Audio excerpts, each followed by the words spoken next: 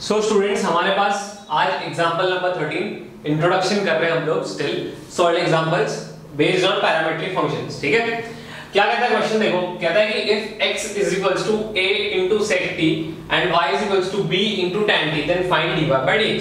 हमको in short find करना है dy by dx। अगर x की वैल्यू ये और y की वैल्यू ये दी गई है तो राइट स्टार्ट करते हैं। ठीक है, यहाँ पे sec t है और यहाँ पे tan t है, मतलब यहाँ पे विद रिस्पेक्ट टू थीटा तो नहीं लेना है हमको यहाँ पे लेना है विद रिस्पेक्ट टू t। तो आओ स्टार्ट करते हैं। सबसे पहले सॉल्यूशन लिखता हूं मैं यहाँ पे। सॉल्यूशन के बाद वी विल स्टार्ट राइटिंग कि x is equals to a into sec t, right, a into sec t। अच्छा, अब यहाँ पे मैं क्या करूंगा, डिफरेंशिएट कर लेता हूं इसको। सबसे पहले differentiating with respect to t, differentiating with respect to t।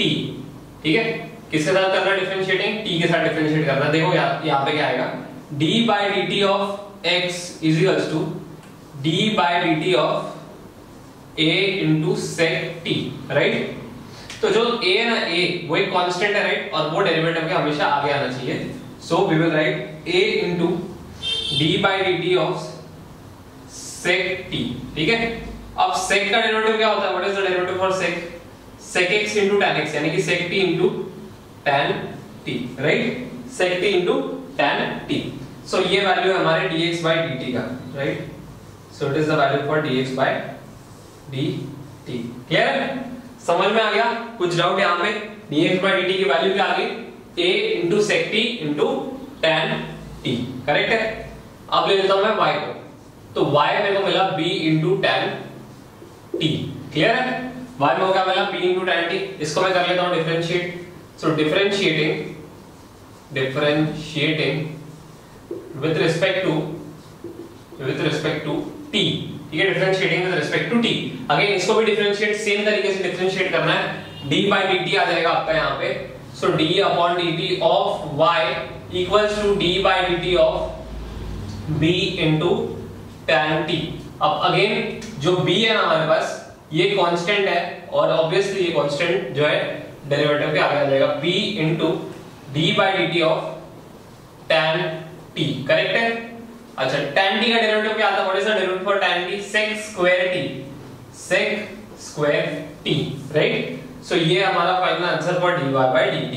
Clear है, so this is the final answer for dy by dt।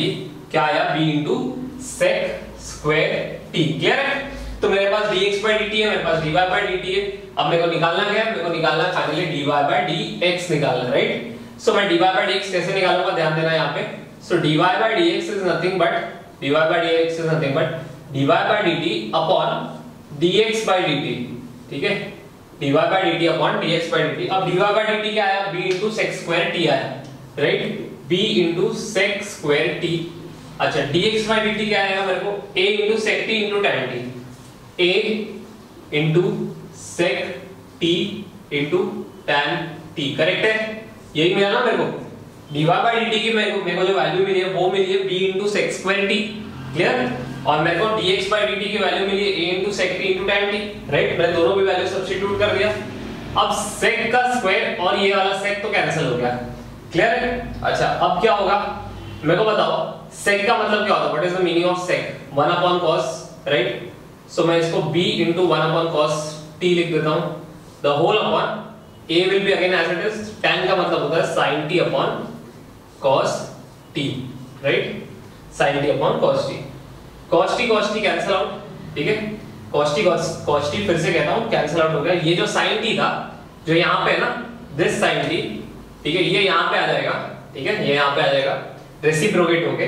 So what I will get, a के साथ में आएगा तो b upon a 1 upon sin t, right. अच्छा, b upon a will be as it is, 1 upon sin क्या होता है, what is 1 upon sin, what is 1 upon sin, yes very good, tan, right, 1 upon sin tan होता है। what is 1 upon sin, cosec, right, cosec t। so this is the final value for dy by dx। क्या है final value for dy by dx, b upon a into cosec t। Clear, समझ में आ गया? कुछ doubt यहां तक समझ में आ गया होगा, आई होप सो। ये a का सॉल्यूशन, ये b का सॉल्यूशन और ये dy by dx। b upon a into cosec t। Clear? बढ़ता हूं आगे, कोई डाउट होगा तो प्लीज विचारा।